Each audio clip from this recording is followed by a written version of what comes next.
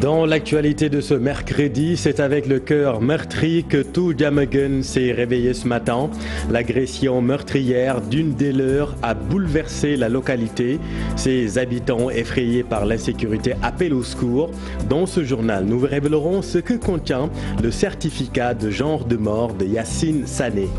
Enfin, le bout de tunnel pour les habitants de Grand Yoff, le bassin éponyme va accueillir un grand projet d'aménagement de la ville de Dakar. Longtemps exposés à des risques sanitaires et environnementaux, les populations accueillent le projet à bras ouverts. Dans ce journal, nous vous amènerons à Sédhiou, là-bas, dans le sud. C'est la patate douce qui fait le bonheur des cultivateurs.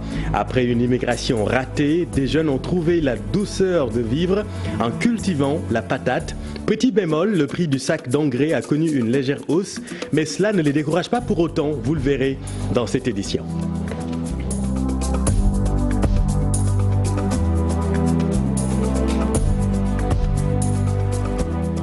Yacine Sané est inhumé au cimetière de Yoff. Le rapport d'autopsie révèle un traumatisme crânien. La jeune dame a été agressée tôt ce matin à Diamaguène, Sicap Mbao. Un crime odieux qui met en exergue l'insécurité dans ce secteur. Fatima Touré et Diafar Abba. C'est dans ce pick-up qu'est transporté le corps sans vie de Yacine Sané, la jeune femme agressée vers 6 h du matin à Diamaguène, Sicap Mbao ce mercredi. Le certificat de genre de mort donné à l'hôpital général de Grand Yoff révèle un traumatisme crânien.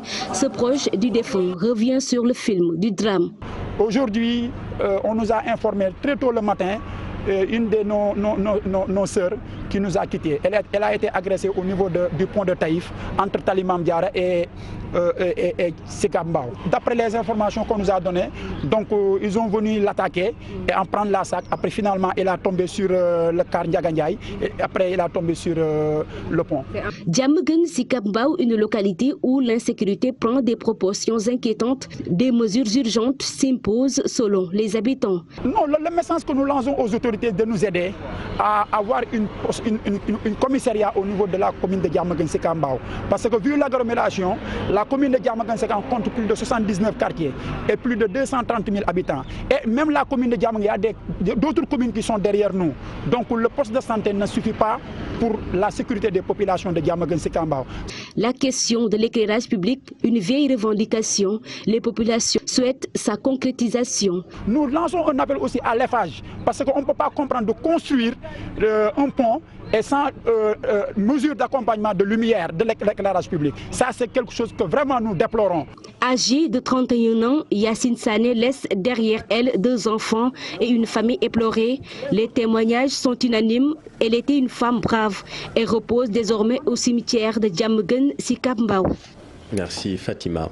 Bouffée d'oxygène pour les habitants de Grand Yoff. Un grand projet d'aménagement du bassin est en gestation. L'initiative est de la ville de Dakar avec ses partenaires. Suivons pour plus de détails la deuxième adjointe du maire Waré Diao et Mélier Sylvain du cabinet Sepia avec Aïssatou Gueiba. La zone de captage qui aujourd'hui est un grand problème au niveau de cette zone qui nous crée des problèmes environnementaux. Ce projet vise à rendre du canal, disons enlever tout ce qu'il y avait comme désagréments, c'est-à-dire les déchets solides et autres, mais faire de ce canal un lieu attractif où économiquement les populations vont se sentir, où il y aura certainement du commerce et des services. Le site reposera uniquement sur une chose, c'est que les populations autour et que les activités autour soient maîtrisées et qu'on arrive à assurer une gouvernance, une gestion long terme, que la population trouve un intérêt, se sente concernée par le projet.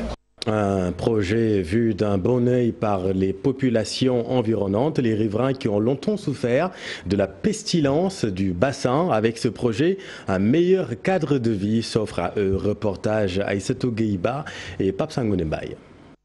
Une odeur nauséabonde, Des piqûres de moustiques à n'en plus finir à l'appel du crépuscule, entre autres désagréments de ce canal listé par les populations de Grand Yoff. Un vrai calvaire malgré les nombreuses alertes faites aux autorités. Avec ce projet d'aménagement du bassin de Grand Yoff, les populations nourrissent un espoir. Même pour le projet, nous avons une canette de boisson arrangée.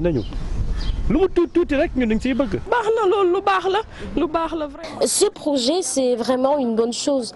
À mon avis, tout ce qu'on peut faire pour éviter la saleté et les mauvaises odeurs est à saluer. D'ailleurs, nous, citoyens, devrions être les premiers à rendre propre notre pays.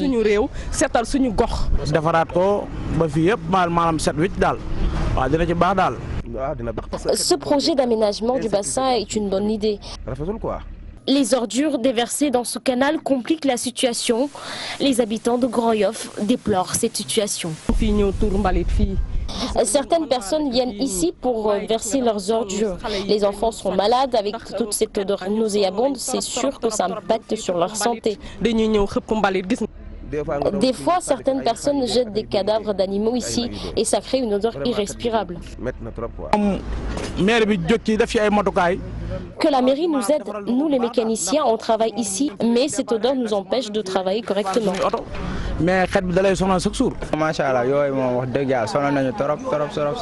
L'aménagement du bassin est accueilli positivement par les riverains. Un projet qui va peut-être améliorer leur cadre de vie.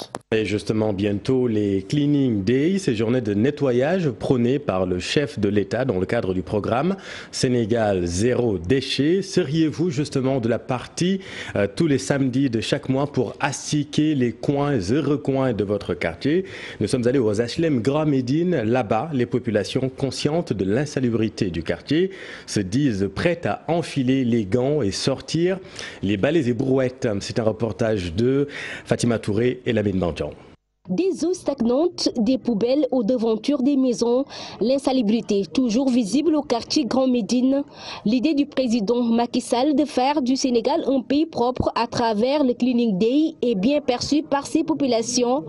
Avec cette mesure, elle espère faire de Grand Médine un quartier exemplaire en termes de propreté.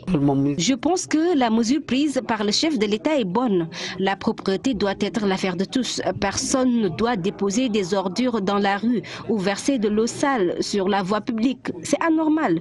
Que chacun balaye la devanture de sa maison, c'est une nécessité. Après la pluie, circuler à Grand Médine devient infernal. Les ordures sont dispersées un peu partout. Les rigoles sont bouchées, entre autres. Pour ce faire, il faut impérativement un travail collectif, soutient cette dame.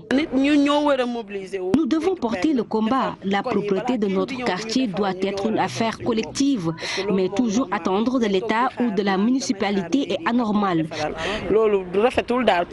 Toutefois, l'association And Defar Segor pointe un doigt accusateur sur les habitants de ce quartier. Selon elle, l'insalubrité persistante à Grand Médine découle du comportement incivique de certains.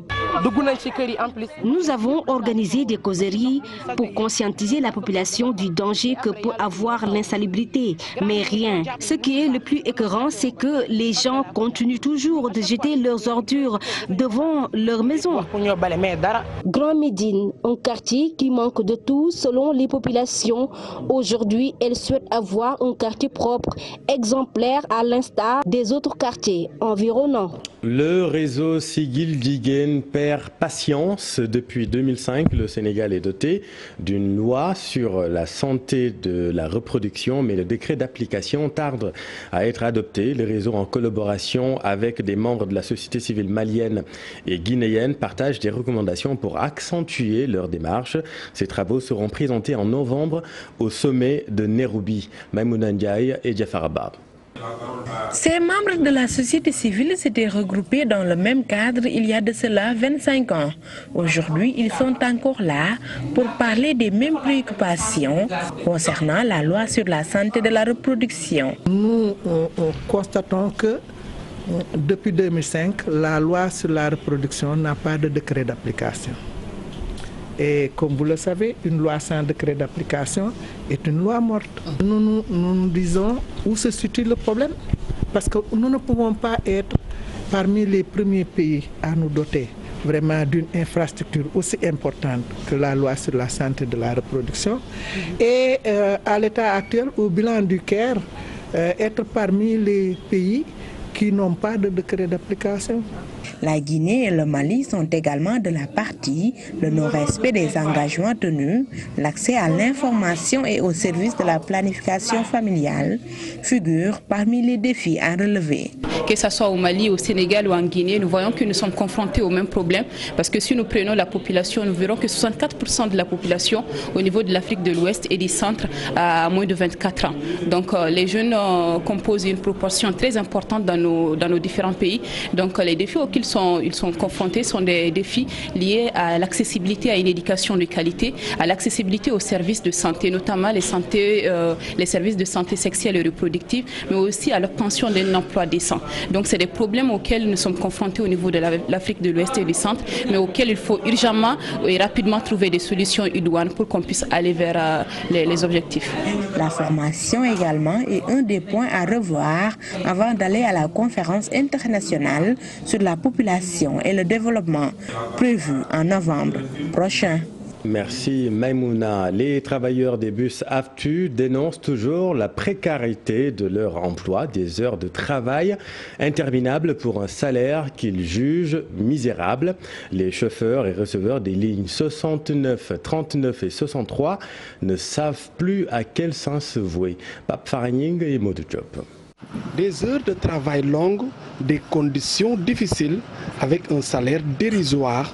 Les chauffeurs et receveurs de bus AFTU sont dans tous leurs états. Nous avons un problème de stationnement et d'heures de travail très longues. Et depuis des années, nous avons le même salaire.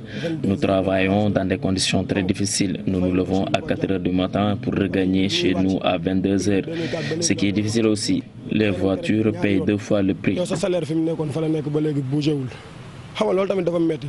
Il réclame plus de considération et la revalorisation des contrats de travail. Nous réclamons une augmentation de nos salaires avec des papiers d'embauchement. Les transporteurs doivent aussi cotiser pour nous à l'IPRES pour préparer notre retraite, mais aussi revoir les contrats parce qu'il y a beaucoup de non-dits. Ces travailleurs ont observé une journée de grève qui a causé une perte énorme pour eux. Ils ont été sommés de quitter ce lieu de stationnement. Les autorités nous ont interdit de stationner sur ce lieu. Elles veulent que nous allons au niveau du pont. Maintenant, nous sommes revenus à Djamalai et nous ne voulons pas quitter ce lieu. Certains habitants veulent que nous quittions le lieu immédiatement. En plus, ils sont en complicité avec la municipalité de Yoff. Mais nous n'avons pas un autre lieu où stationner. Même au niveau du pont, c'est saturé et encore, c'est dangereux. Malgré les menaces de déguerpissement, les travailleurs des bus AFTU bénéficient d'un soutien de taille des populations de Djamalai. Plaintes et accusations rejetées par AFTU, ces revendications relèvent de la malhonnêteté selon le chargé de communication d'AFTU. Selon Modou Mbop, ces travailleurs n'ont aucune conscience professionnelle et il est interrogé par Ibrahima Kane. di liggéey ak transporteur bi yéene woo ko dara boo war a na wàcc. Celui qui ne respecte pas son travail, qui ne se conforme pas à la ligne de conduite définie par son employeur, par exemple si vous devez finir à 19 h le travail, à 17 h vous organisez votre indisponibilité, vous ne pouvez pas prétendre à une augmentation de salaire. Et c'est exactement le cas de ceux qui s'agitent. Concernant l'espace de stationnement, ils ont raison. C'est un problème, mais ce n'est pas de notre ressort. C'est le cas à Djamalai, à Wakinan Nimzat, à Abbas Ndao, pour ne citer que ces localités. C'est le CETUD qui doit nous donner des espaces de stationnement. Mais le constat est que c'est plus facile pour les taxis clando d'avoir un espace où stationner que pour AFTU. Clando am terminus moo gën a yomb AFTU am terminus. Et puis sachez qu'à Nguyen, le maire est connu, élu avec 31 voix sur les 56 du conseil municipal ayant voté. Maguey Ndao, ancien président de la communauté rurale de Nguyen, succède à Ousmane Tanor Diam à la tête de la mairie de la localité. 3 candidats étaient en lice, les 2 autres que sont Étienne Sarr, socialiste d'obédience, premier adjoint au défunt maire, et Jean-Baptiste Ndiaye de l'APR ont obtenu respectivement 23 et 1 voix sur les 56. Parlons immigration à présent avec cette question. Et si la forte ruée des jeunes vers l'Europe n'était qu'une illusion? Figurez-vous, 84% des Sénégalais migrent vers l'espace de la CEDEAO. C'est un volet méconnu des statistiques de l'immigration. Le sujet a été débattu lors d'un forum sur le protocole de la CEDEAO sur la circulation des personnes et des biens. Maguette Souaré Diallo et Lamine Mandjan. Le protocole pour la libre circulation des personnes et des biens dans l'espace de la CEDEAO, pas médiatisé par la presse sénégalaise, les sujets relatifs aux migrations font rarement la une, c'est du moins l'avis du directeur de la communication. On a constaté, nous tous, que l'image qu'on nous renvoie à travers la migration, c'est toujours une image qui n'est pas jolie, qui n'est pas bonne à voir. Et c'est à vous justement d'aller vers l'information, d'autant plus que vous êtes dans un pays qui vous garantit l'accès à l'information, vous avez la liberté de presse et vous avez le droit de montrer justement qu'il y a une facette positive de la question de la migration. Pour les acteurs des médias, les migrants sénégalais dans l'espace de la CEDEAO ignorent souvent leurs droits. Renforcer les compétences techniques des journalistes dans l'investigation concernant les questions migratoires pourrait être bénéfique. Nous sommes engagés à non seulement assainir le secteur de la presse, accompagner le développement du secteur de la presse et particulièrement mettre l'accent sur des questions comme le journalisme d'investigation et le journalisme de données. Cela requiert de la compétence, cela requiert de la formation et aujourd'hui nous sommes en train de mettre en place un cadre juridique et des moyens nécessaires pour accompagner le développement du secteur de la presse. Nous avons abordé tous les enjeux de la migration au Sénégal, la migration sous-régionale, la situation de la migration au Sénégal, la migration en Europe, etc. Pour rappel, le traité de la CEDEAO pour la libre circulation des personnes et des marchandises permet aux ressortissants des pays membres de la CEDEAO de voyager sans tracas ni crainte. Toutefois, les médias sénégalais peinent à bien faire passer l'info. Merci Maguette. Et puis à Thiès, les femmes s'activent dans la fabrication du savon des plantes. Des arbres comme le khaï qui ornent le décor à Thiès sont utilisés. La transformation des produits locaux constitue une priorité pour ces femmes venues des différents quartiers de Thiès, une façon pour elles de faire une source de revenus non négligeable pour ces dames. Suivons Ndeye Ndak Gueye et Ndeye Ndak Gueye, qui portent leur parole. Nous sommes venus ici dans le cadre de développement pour former 20 récipiendaires au niveau de Thiès en matière de savonnerie. C'est des produits bio que nous utilisons à base de plantes uniquement. Il y a le Nîmes, il y a le Moringa, il y a le Khaï qu'on utilise et il y a une plante qu'on appelle Docteur qu'on utilise aussi. C'est des produits qui sont abordables parce qu'il y a tout ce qu'on veut sur le marché. La prolifération des produits vraiment nocifs sur la peau des femmes. C'est une sensibilisation qu'on fait au niveau des femmes et ça peut améliorer l'état de la peau des femmes. Nous comptons multiplier ça au niveau des quartiers, des communes, des 3 communes. Il y a beaucoup de présentes de groupements ici présentes qui viennent de beaucoup de quartiers de Thiès. L'objectif est que actuellement, en tant que femme de ménage, on a vu que les savons vendus sur le marché actuellement sont très chers et qu'également on peut faire un savon amélioré qui peut vraiment nous aider dans le ménage et qui n'est pas cher. Allons dans le sud. De la culture de la patate douce marche fort actuellement à Sédhiou. Beaucoup de jeunes, après une immigration ratée, s'adonnent à l'agriculture. Ils ont jeté leur dévolu sur la patate douce. Illustration au village de Bakonding où 750 tonnes ont été récoltées l'année dernière. Seulement, le hic pour ces cultivateurs reste la mauvaise qualité des routes et la hausse du prix du sac d'engrais. Reportage dans les champs de Bakary Conté et Khalid Diamé. La culture de la patate douce prend une poussée extraordinaire dans les villages de Bakoundi et de Brikama.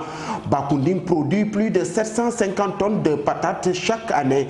Les cultivateurs déplorent l'augmentation du prix du sac d'engrais qui est vendu à 7 400 francs au lieu de 6 100. Les difficultés, il y en a beaucoup, parce que quand tu calcules, l'année dernière, moi, surtout par rapport au côté des engrais. Bon, l'année dernière, les vendeurs d'engrais, ils nous ont vendu les sacs d'engrais à 6 100 francs. Mais cette année, on s'est retrouvé à 7 400 francs. Donc là-bas, on s'est vu que c'est ça, on ne comprend pas. L'engrais, c'est l'État qui subventionne, oui ou non? Parce que si on calcule que l'État subventionne l'engrais, normalement l'engrais ne doit pas dépasser à 6 100 francs. Donc, mais cette année, il nous a fait montrer que l'engrais, c'est 7 400. Donc, or que quand tu calcules aussi les 10% des cultivateurs de patates, presque c'est des personnes qui se débrouillent. Ils n'ont pas de moyens. Ces paysans sont confrontés à d'énormes difficultés pour évacuer leurs produits. La route aussi, en sortant nos produits en brousse, c'est des problèmes. C'est des problèmes. Parfois, on est obligé d'aller voir ceux qui ont des charrettes, plus ceux qui ont des taf-taf, les motos taf-taf là. Donc, c'est des tripodes, c'est des personnes là qu'on prend et puis on les paye à chaque sac, on les paye. Donc, quand tu calcules tout ça, bon, quand tu discutes avec le camionnette, le propriétaire du camion, il disait que la route n'est pas bonne.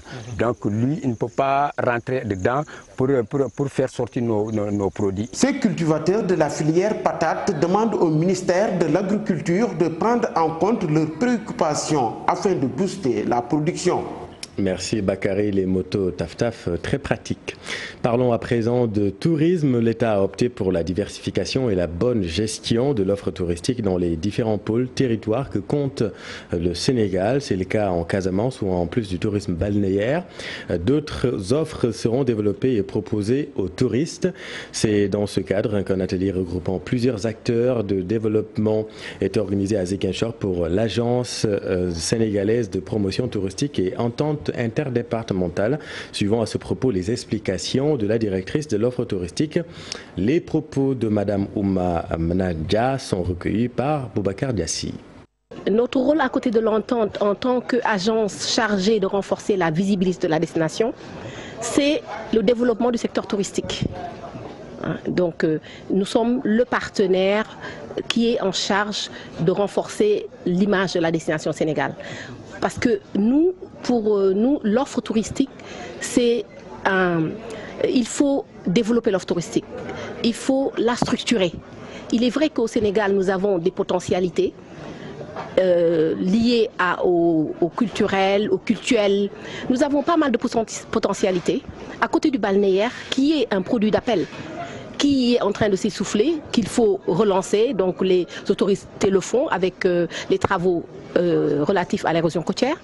Mais il faut valoriser tout ce que nous avons comme autre potentialité, comme autre produit possible.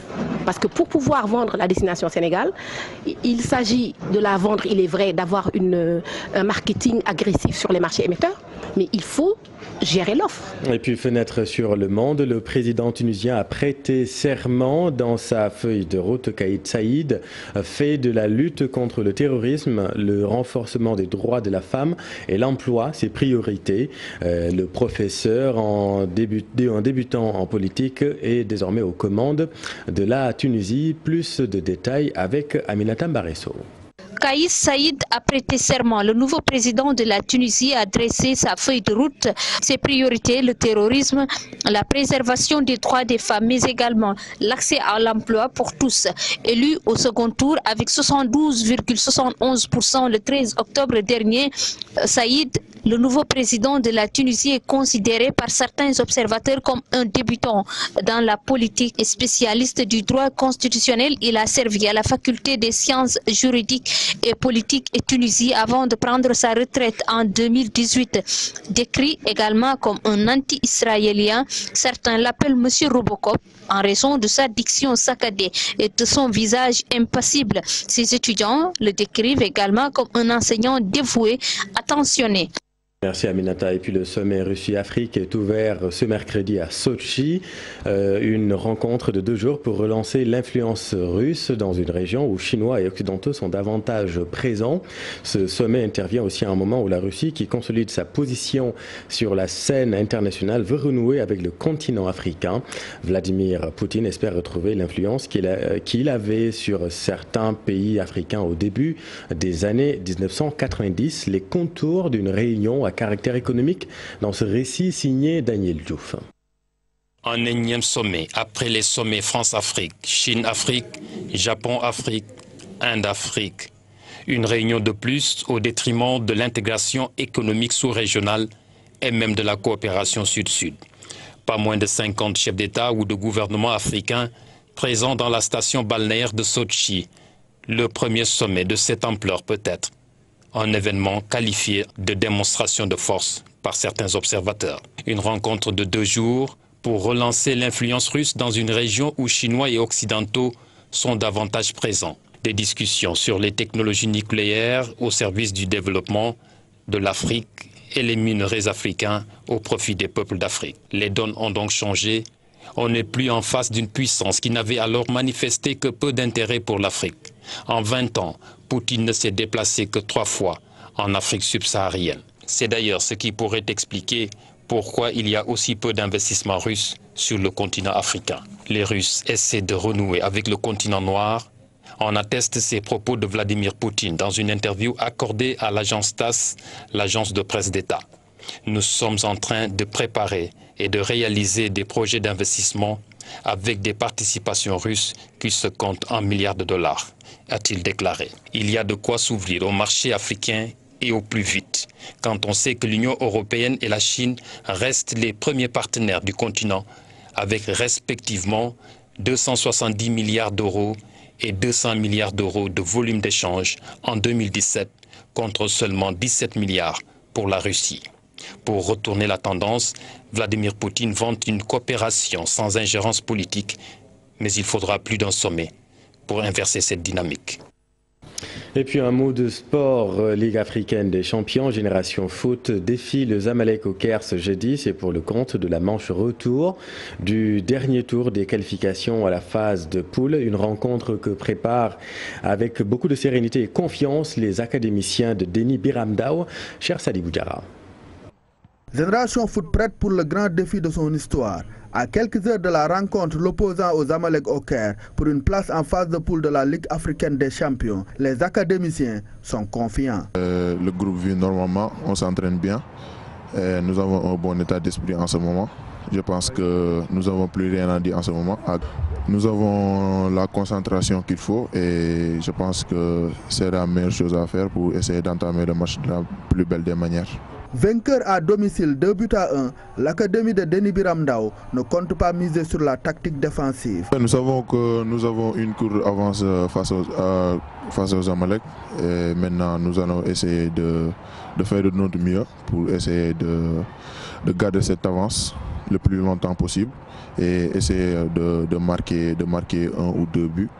Nous savons que ce ne sera pas facile. Le Zamalek est une bonne équipe, très bien organisée, qui a l'habitude de jouer dans ces genres de matchs et de compétitions. Mais maintenant, c'est à nous d'être de grands joueurs et d'être de plus en plus concentrés pendant le match. Génération Foot va jouer sans son gardien titulaire, Mohamed Niaré, mais elle refuse d'en faire un souci. On a 4 bons gardiens. Certes, Niaré ne va pas prendre part au match, mais je pense que derrière, il y a de très bons gardiens et c'est l'occasion pour eux aussi de se montrer, d'être performants. Je pense que nous sommes une académie.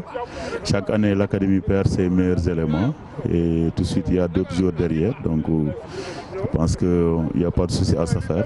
Zamalek Génération Foot, c'est ce jeudi à 18h au Caire. L'heureuse équipe qualifiée va intégrer la poule A de la Ligue africaine des champions en compagnie de Primo de Agosto, TP Mazembe et Zesco United.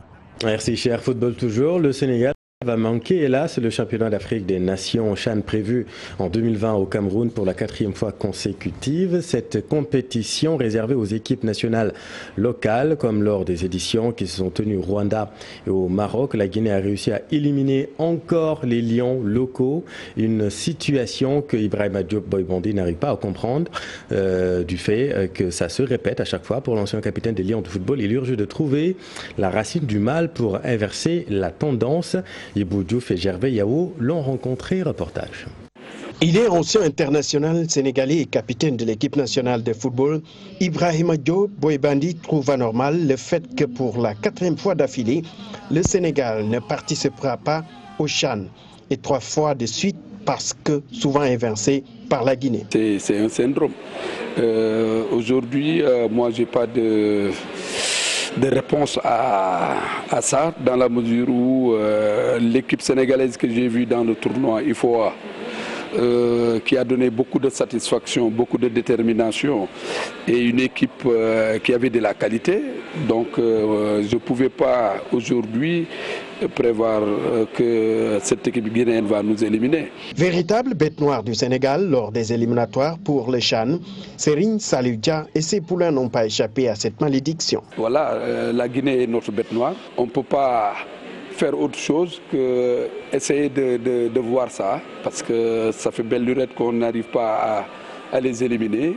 Et à chaque fois qu'on les a sur notre route, ce sont eux qui nous éliminent. Comment faire pour renverser la tendance?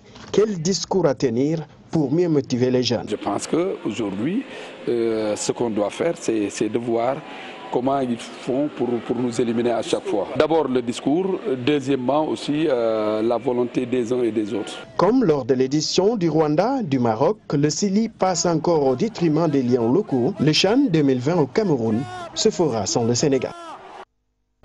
C'est la fin de cette édition, merci de l'avoir suivi. L'info continue avec vous, Aram Touré. Vous recevez Madame Priya Gajraj, coordinatrice